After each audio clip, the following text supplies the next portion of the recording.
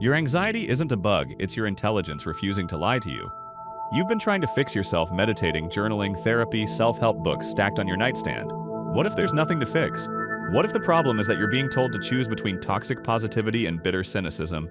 Welcome to Meta-Modern Philosophy School. Today we're talking about the anxiety of awareness, and why just think positive is advice for people who don't think as deeply as you do. Let's be honest about what's actually happening. You wake up and immediately check your phone. 30 seconds in, you've absorbed climate disaster, political chaos, someone's curated breakfast, and 3 different opinions on how you should be living your life. By 8 a.m., you're already exhausted from holding contradictions. You know too much to be naive. The self-help industrial complex tells you to manifest abundance while you're watching wealth inequality destroy communities. Wellness influencers say align your chakras while the planet burns. Very helpful, very grounding. But then cynicism feels like death. You tried that, put on the armor of not caring. Everything's a joke anyway, except it isn't. You still cry at movies, still feel moved by beautiful sentences, still want things to matter, so you oscillate. Hopeful on Monday, cynical by Wednesday, desperately trying to care again by Friday. And you've been calling this instability, calling yourself broken. What if you're just contemporary? Because here's what's actually true. We're living in a meta-modern era, whether we have language for it or not. The old structures, modernist optimism, postmodern irony, both exhausted themselves. What's left is oscillation, between sincerity and irony, between hope and awareness, between caring deeply and knowing it might not matter. That's not your personal failure, that's the structure of right now. Quick word about why Meta-Modern Philosophy School exists. We're making 17-minute philosophy videos on YouTube, which in the attention economy is like opening a library in a casino. Objectively absurd. And yet, people are genuinely suffering from having to choose between toxic cynicism and toxic positivity, between irony poisoning and naive hope. We offer a third way, meta-modern oscillation. Hold both, dance between them, stop feeling broken for being contradictory. You're too smart to believe simple stories, too alive to give up on meaning. That's the whole philosophy school. Philosophy for people who think too much and feel too much and refuse to pick one. So here we are. Let's talk about your anxiety. First, let's name what anxiety actually is when you're operating at this level of awareness. It's not a chemical imbalance that came out of nowhere. It's information, data from your nervous system about the gap between how you're living and what you know to be true. You know capitalism is extractive, so you feel anxious at your corporate job. You know social media is designed for addiction, so you feel anxious when you scroll. You know authenticity is performed, so you feel anxious trying to be yourself. This isn't disorder. This is your intelligence doing its job.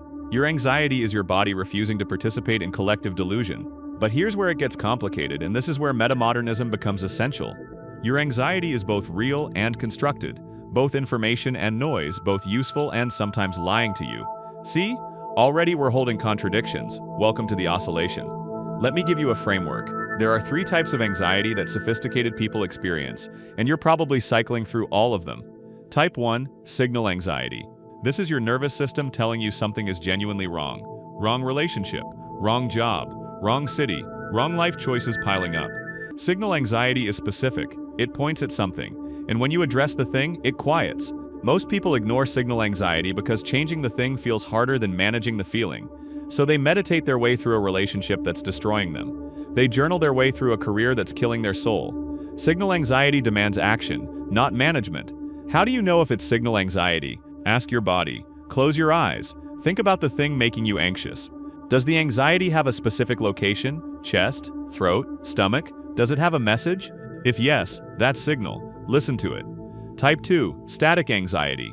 This is the background hum of living in late capitalism with access to infinite information and zero control. You're anxious about climate change, political collapse, AI taking your job, microplastics in your bloodstream, and whether you're texting back too fast or too slow. Static anxiety is real, but it's not actionable at the individual level. You can't personally fix the climate, can't single-handedly stop fascism, can't control global systems. Static anxiety requires a different response than signal anxiety, not action, acceptance. And this is where metamodernism saves your life. You can hold both this is genuinely bad, and I can't fix everything, and I'll do what I can anyway. That's not resignation, that's wisdom. The self-help people want you to eliminate static anxiety through positive thinking. Just don't think about the collapse. Focus on gratitude. The cynics want you to wear it as armor. Everything's fucked anyway. Why care? Both are exhausting. Meta-modern approach, feel the static anxiety, acknowledge it's real, then choose your specific sphere of action anyway. Not because it'll fix everything, because doing something is how you stay human.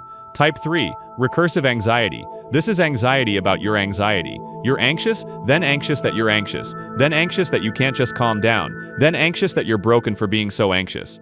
It's turtles all the way down. Recursive anxiety is the most common type for people like you, people who think about their thinking, who are aware of their awareness.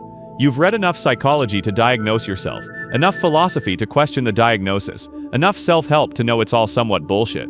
You're too sophisticated for your own peace of mind. Here's the metamodern reframe that might save you. Recursive anxiety stops when you stop trying to eliminate anxiety. What if anxiety is just part of the package of being conscious? What if trying to be anxiety-free is the problem? You're not supposed to feel calm all the time. You're supposed to feel alive. And alive includes anxious sometimes. The goal isn't peace. The goal is responsiveness, feeling what's real, moving anyway. Now let's talk about why conventional anxiety advice fails people like you.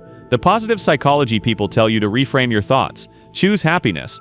Focus on what you can control. Great, except you can see the systems. You know that individual mindset changes don't address structural problems. You're not anxious because you're thinking wrong. You're anxious because you're paying attention. Toxic positivity asks you to become less aware, to not see what you see, to not know what you know. And you've tried that. Tried gratitude journals while watching the world burn. It feels like lying, because it is. But then the other side, the cynics, the doomers, the everything is meaningless crowd, they're not better. They want you to embrace the anxiety as proof that caring is stupid. Why even try? We're all fucked anyway. And that feels like death, because it is. Here's what both sides miss. You can hold things are genuinely bad, and I'm going to try anyway, in the same breath. You can be aware of the futility, and still choose meaning. That's not contradiction, that's metamodernism. Let me tell you about someone who figured this out.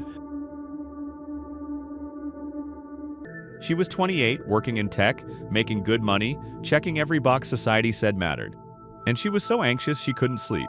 Not because her life was bad, because she could see through it, could see the performance of it all. The meaninglessness disguised as productivity? Her therapist kept telling her to practice mindfulness. Her friends told her to quit and travel. Both felt like non-answers to a real question: how do you live when you can see all the constructs? Then she stopped trying to eliminate the anxiety and started asking what it was pointing toward. Signal anxiety, remember? Specific, actionable. Turned out her anxiety wasn't about having the wrong job.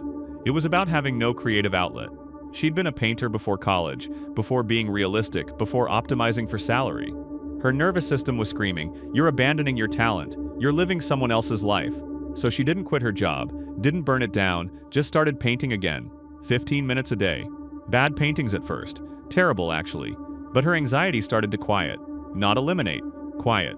Because she was listening to the signal, addressing the actual thing. 2 years later, she's still in tech, still painting, still anxious sometimes. But the anxiety has a different quality now. It's information, not identity. See the difference? Now let's talk about your talent. Because this is where anxiety and potential intersect in the most painful way possible. You have a talent, specific, undeniable, the thing you do better than 95% of people without trying, and you're probably ignoring it, because acknowledging it would mean developing it. And developing it would mean admitting you want something, want to be good at something, want to matter. Your anxiety isn't just about the state of the world, it's about the gap between your potential and your actual life. Here's what nobody tells you about talent. It's not a luxury to develop when you have time, it's infrastructure for a meaningful life. Your talent is your highest ROI activity. An hour spent in your talent zone generates 10 times what an hour spent in your weakness zone does. But you've been told to be well-rounded, to work on your weaknesses, to be realistic. So you ignore the thing you're naturally brilliant at and grind away at things that don't energize you, and then wonder why you're anxious. Your talent is calling you, and you're hanging up. I'm not saying develop your talent and all anxiety disappears. That would be toxic positivity. I'm saying your anxiety might be partially about the fact that you're not honoring what you're built for. This week, spend 15 minutes a day in your talent zone. Not optimizing it, not monetizing it, just playing with it. Notice if the quality of your anxiety shifts. Notice if some of it was signal anxiety all along, pointing you back to yourself. You don't have to quit your job. Don't have to become a starving artist. Don't have to make it your whole identity.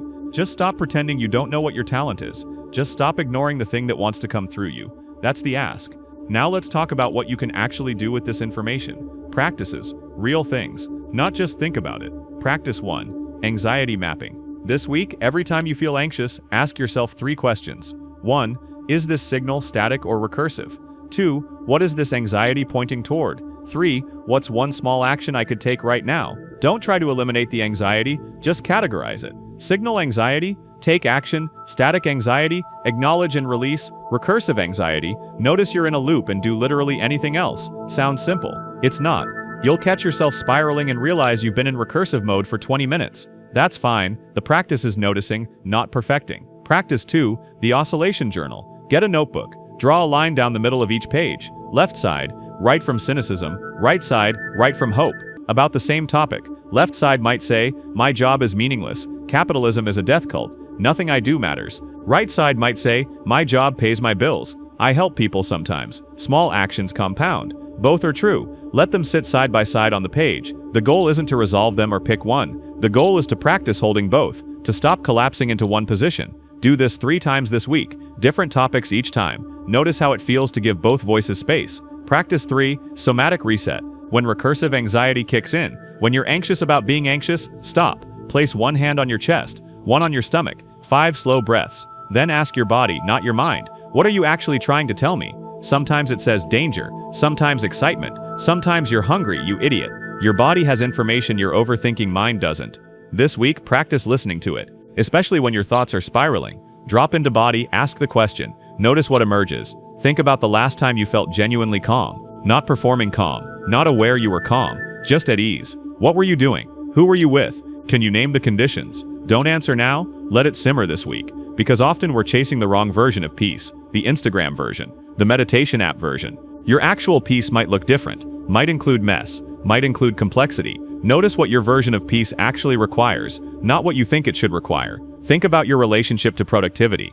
Are you anxious because you're not doing enough? Or anxious because you're doing things that don't align with your values? There's a difference. Sometimes anxiety is your body saying stop. Sometimes it's saying wrong direction. Sometimes it's saying more but different. This week, get curious about which message your anxiety is sending. Don't fix it yet, just notice. If this resonated, if you felt that oscillation between everything's fine and everything's fucked, hit subscribe. We're building meta-modern philosophy school because the world needs people who can hold complexity without collapsing into nihilism or toxic positivity. People like you, people who feel too much and think too much, and refuse to choose between being aware and being alive. Every episode is another tool, another perspective, another way to dance with the chaos instead of being crushed by it. And there's so much more to explore together. So yeah, subscribe, join the philosophy school. It's free, and it might just change how you metabolize your anxiety. Your anxiety isn't a bug in your programming, it's a feature of your awareness. Until next time at Metamodern Philosophy School. Next episode, why your creative block isn't about inspiration,